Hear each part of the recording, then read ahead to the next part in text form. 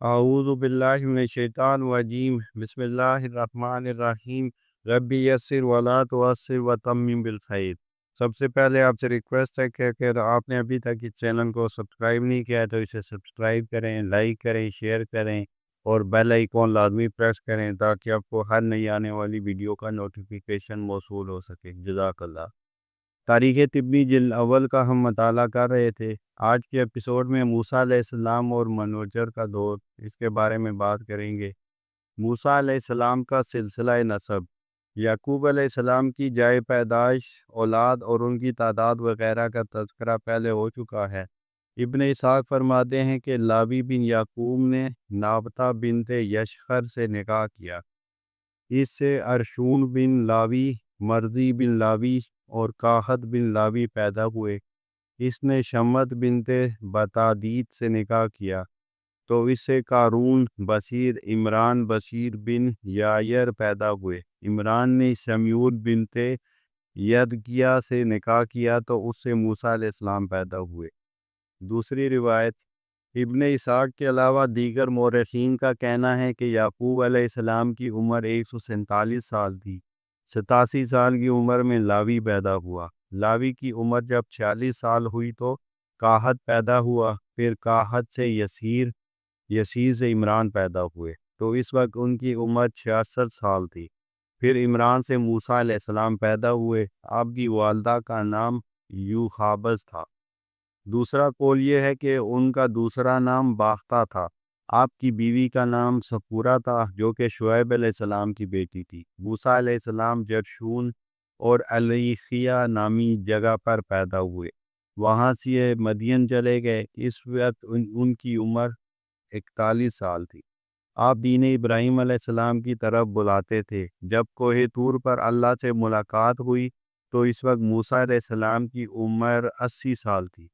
اس وقت مصر کے فرعون کا نام قاموس بن مصعب تھا اور اس کی بیوی کا نام آسیہ بنت مزاحم تھا۔ جب موسیٰ علیہ السلام نے دعوت شروع کی تو قاموس کا انتقال ہو چکا تھا۔ اس کی جگہ اس کا بھائی ولید بن مصعب بادشاہ تھا جو اس سے بڑا سرکش اور کافر تھا۔ موسیٰ علیہ السلام کو حکم دیا گیا کہ وہ اپنے بھائی کو لے کر فرعون کے پاس جائیں۔ تیسری روایت، کہا جاتا ہے کہ ولید نے جب بھائی قاموس کے بعد ان کی بیوی آسیہ سے نکاح کر لیا۔ موسیٰ علیہ السلام کے والد کی کل عمر 130 سال تھی اور جب موسیٰ علیہ السلام پیدا ہوئے تو اس وقت ان کی عمر 70 سال تھی۔ پھر موسیٰ علیہ السلام نبوت ملنے کے بعد اپنے بھائی ہارون کے ساتھ فرعون کے پاس گئے۔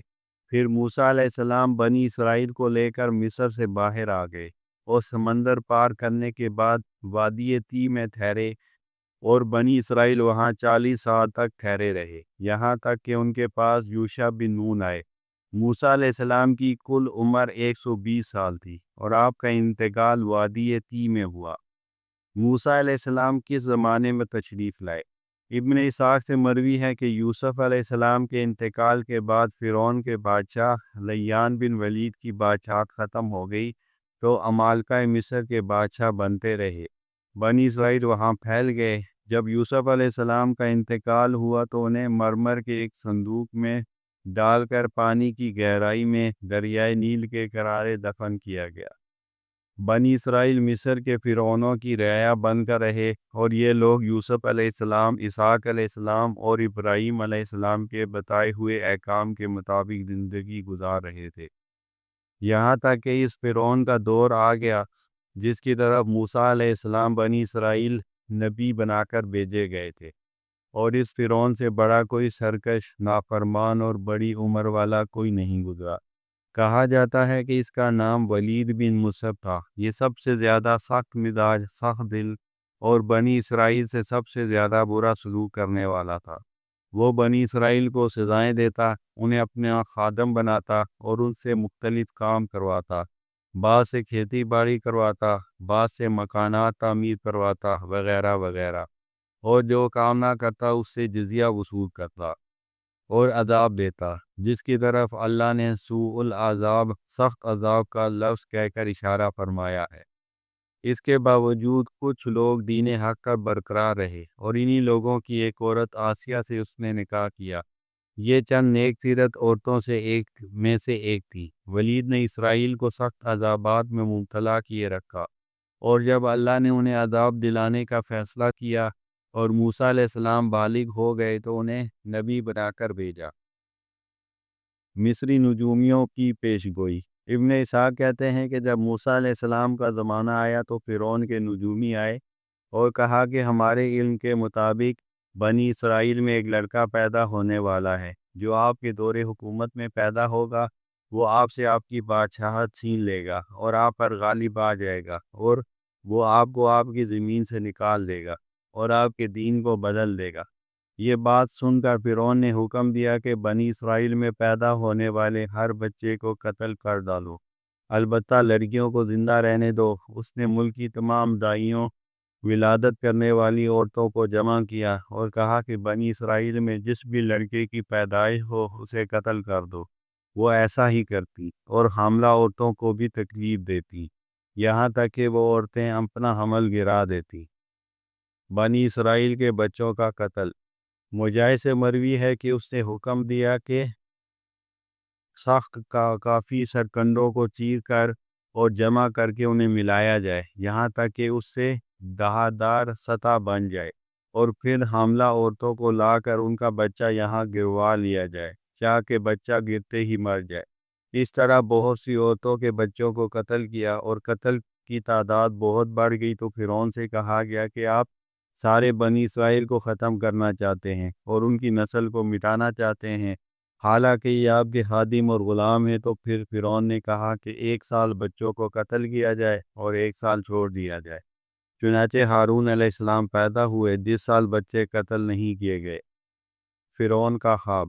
بعض صحابہ سے مروی ہے کہ فرعون نے خواب دیکھا کہ بیت المقدس سے ایک آگ چلی جس نے مصر کے گھروں کو گھیر لیا اور قبطیوں کو جلا دیا، اور بنی اسرائیل بچ گئے۔ مصر کے تمام گھر تباہ ہو گئے۔ اس نے کاہنوں اور قیافہ شناسوں کو بلا کر اس خواب کی تعبیر معلوم کی۔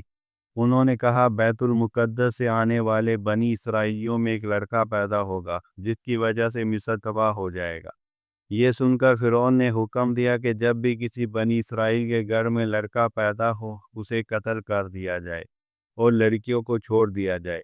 قبطیوں سے کہا اپنے غلاموں بنی اسرائیلیوں کا خیال رکھو کہ جو شہر سے باہر کام کرتے ہیں انہیں شہر میں واپس لے آؤ اور ان سے اپنے کام لو۔ چنانچہ اس طرح اس نے بنی اسرائیلیوں کے تمام لوگوں کو اپنا غلام بنا لیا۔ اس کی طرف اشارہ کر کے اللہ تعالیٰ نے فرمایا ہے کہ تحقیق فرعون نے زمین میں سرکشی کی اور اس نے وہاں کے لوگوں کے کئی فرقے بنا رکھے تھے، یعنی مختلف کاموں کے اعتبار سے مختلف جماعتیں بنا رکھی تھیں، اور ان فرقوں میں سے ایک جماعت کو اتنا کمزور کر رکھا تھا کہ ان کے بیٹوں کو ذبح کر ڈالتا۔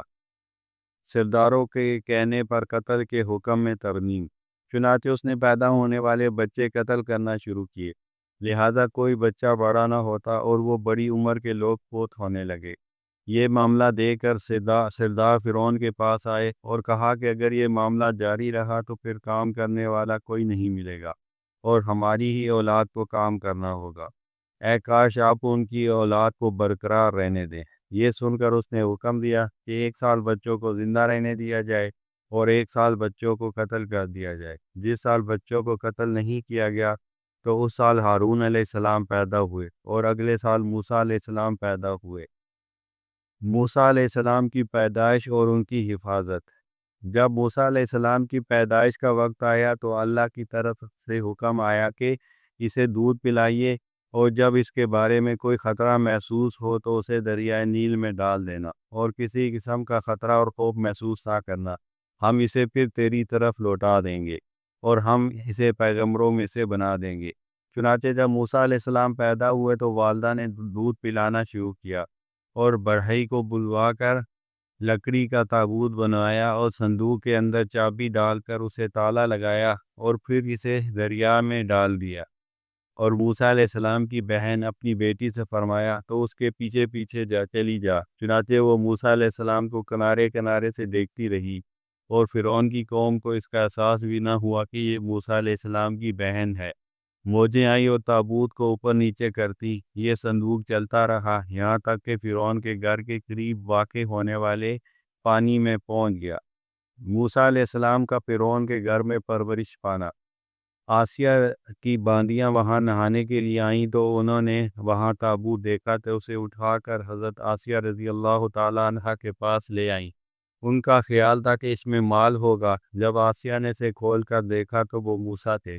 انہیں دیکھ کر ان کے دل میں شفقت پیدا ہوئی۔ جب فرعون کو پتہ چلا تو اس نے بچہ ذبح کرنے کا ارادہ کیا، لیکن حضرت آسیہ مسلسل ذبح نہ کرنے پر اصرار کرتی تھی، یہاں تک کہ اس نے ارادہ ترک کر دیا، لیکن ساتھ یہ بھی کہا کہ مجھے اس بات کا خوف ہے کہ کہیں یہ وہ بنی اسرائیل تو نہیں جس کے ذریعے ہماری حکومت تباہ ہوگی۔ اس کی طرف قرآن مجید میں یوں اشارہ ہے کہ غصب فرعون والوں نے موسیٰ کو اٹھا لیا تاکہ آخر کار یہی موسیٰ ان کا دشمن اور ان کے غم و اندوہ کا سبب۔ موسیٰ علیہ السلام کی رضاعت کون کرے؟ اس کے بعد انہوں نے دودھ پلانے والی عورتوں کو بلایا، لیکن موسیٰ علیہ السلام نے کسی کا دودھ نہیں پیا۔ عورتوں کی خواہش یہ تھی کہ کسی طرح موسیٰ علیہ السلام ان کا دودھ پی لے تاکہ انہیں فرعون کے ہاں ملازمت مل جائے، لیکن موسیٰ علیہ السلام کسی کا دودھ پینے کے لیے تیار نہ ہوئے۔ اللہ تعالیٰ فرماتے ہیں کہ ہم نے پہلے ہی دودھ پلانے والیوں کی بندش کر رکھی تھی۔ یہ ماجرا دیکھ کر موسیٰ علیہ السلام کی بہن نے کہا، کیا میں تمہیں ایسے گھرانے کا پتہ دوں جو تمہارے لیے اس کی پرورش کرے اور وہ اس کے خیر خواہ بھی ہوں؟ انہوں نے موسیٰ علیہ السلام کی بہن کو پکڑ لیا اور کہا کہ کیا تو اس بچے کو جانتی ہے؟ بتا کہ اس کے گھر والے کون ہیں؟ بچی نے جواب دیا کہ میں اسے نہیں جانتی، میری مراد یہ تھی کہ وہ گھر اس بادشاہ کا خیر خواہ ہے۔ خیر وہ موسیٰ علیہ السلام کی والدہ کو لے آئی۔ جب موسیٰ علیہ السلام کی والدہ آئیں اور اپنا پستان اس کے منہ سے لگایا تو زبان سے یہ جملہ نکلنے لگا کہ یہ میرا بیٹا ہے، لیکن اللہ تعالیٰ نے اسے بچا لیا۔ موسیٰ علیہ السلام کیوں کہا گیا؟ موسیٰ علیہ السلام کا نام موسیٰ اس سے رکھا گیا کہ قبطیوں نے انہیں پانی کے درمیان پایا تھا، اور قبطی زبان میں پانی کو منہ کہتے ہیں اور درخت کو سا۔ کہا جاتا ہے کہ اللہ تعالیٰ فرماتے ہیں کہ ملکہ آسیہ رضی اللہ تعالیٰ عنہا کی آنکھوں کی ٹھنڈک۔ فرعون نے موسیٰ کو اپنا بیٹا بنا لیا۔ لوگوں نے بھی انہیں فرعون کا بیٹا کہنا شروع کر دیا۔ بچہ کھیلنے کودنے والا ہو گیا تو ایک روز حضرت آسیہ اس بچے کو کھلا رہی تھے کہ فرعون اس وقت آن پہنچا۔ آسیہ نے فرمایا، اے لو یہ میری اور تمہاری آنکھوں کی ٹھنڈک ہے۔ یہ سن کر فرعون نے کہا، یہ تمہاری آنکھوں کی ٹھنڈک ہے، میری آنکھوں کی نہیں۔ ابن عباس رضی اللہ تعالیٰ عنہ فرماتے ہیں کہ اگر وہ یہ کہہ دیتا کہ میری آنکھوں کی ٹھنڈک ہے تو موسیٰ علیہ السلام پر ایمان لے آتا، لیکن اس نے اس سے انکار کیا۔ فرعون کی داڑھی پکڑنا۔ جب فرعون نے موسیٰ علیہ السلام کو پکڑا تو آپ نے اس کی داڑھی کو پکڑ کر نوچا۔ یہ ماجرا دیکھ کر فرعون نے کہا کہ ذبح کرنے والوں کو بلواؤ، یہ وہ لڑکا ہے جس سے میری حکومت ختم ہو جائے گی۔ آسیہ نے فرمایا، اسے قتل مت کرو، یہ ناسمجھ بچہ ہے، اس نے ناسمجھی میں ایسا کیا ہے۔ آپ کو معلوم ہے کہ پورے مصر میں مجھ سے زیادہ زیورات پہننے والی عورت کوئی نہیں۔ میں اس کے سامنے ایک یاقوت کا ہیرا رکھ دیتی ہوں اور ایک طرف انگارہ رکھ دیتی ہوں۔ اگر اس نے یاقوت کو پکڑ لیا تو یہ سمجھدار ہے، اسے قتل کر دیا جائے۔ اگر اس نے انگارے کو اٹھا لیا تو یہ بے سمجھ ہے۔ چنانچہ آپ کے سامنے یہ دونوں رکھے گئے۔ جبرائیل علیہ السلام نے آ کر آپ کے ہاتھ کا رخ انگارے کی طرف کر دیا۔ آپ نے انگارہ اٹھا کر منہ میں ڈال لیا، جس سے آپ کی زبان جل گئی اور لکنت پیدا ہو گئی۔ اسی کے بارے میں آپ نے یہ دعا فرمائی تھی کہ اے اللہ میری زبان کی گرہ کو کھول دے تاکہ وہ میری زبان کو سمجھ سکیں۔